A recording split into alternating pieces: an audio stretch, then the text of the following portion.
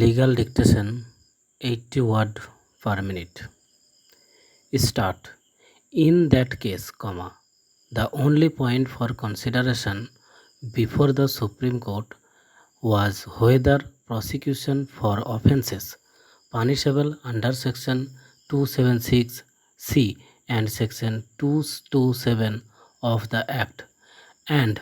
under Sections 193 and 196 of IPC instituted by the Department while the reassessment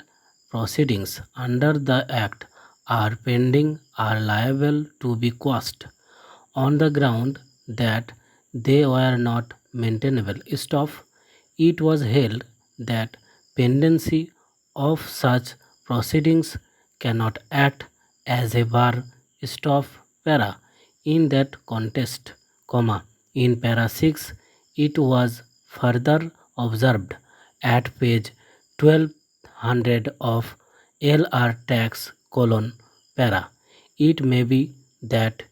in an appropriate case, the criminal court may adjourn or postpone the hearing of a criminal case in exercise of its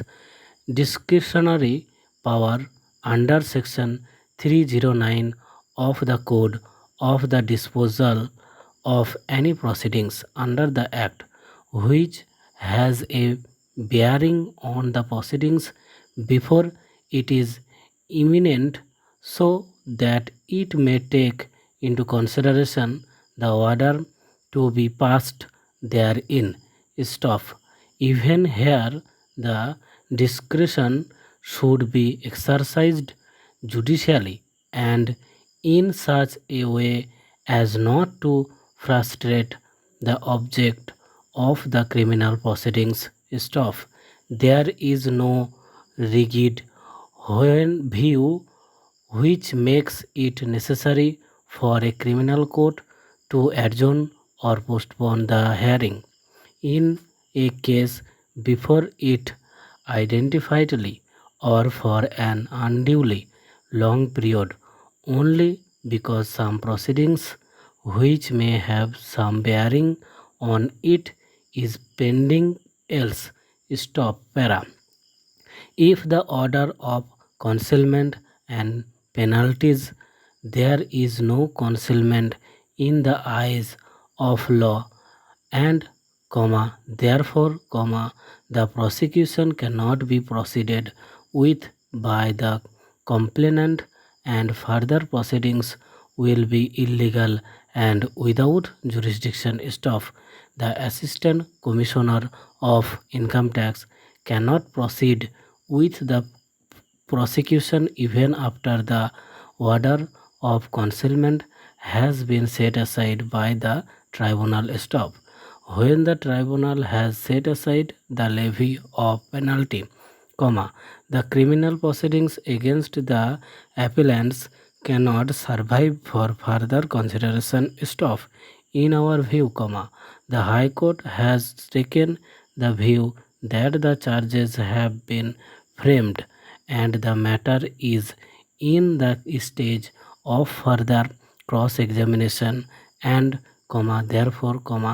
the prosecution may proceed with the trial. In our opinion, the view taken by the learned magistrate and the High Court is fallacious.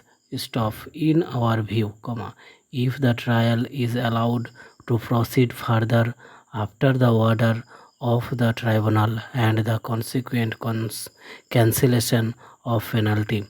it will be an idle and empty formalities to require the appellants to have the order of tribunal exhibited as a defense document in as much as the passing of the order as aforementioned is unsustainable and unquestionable. In the present case also perusal of the order of ITAT dated 13th December 1999 clearly reveals that it was held that In order to find out the bona fides of the assessee's claim argued before ITAT, it was very necessary to know the correct state of affairs regarding the three statements record at the subsequent stage. Subsequent to the assessment proceedings, it was also observed that without handwriting expert's report, when the accountant refused to admit certain portion of his statement made in the accounts book, it was difficult to arrive at conclusion that the assessee had means ray to conceal the particulars of income or not.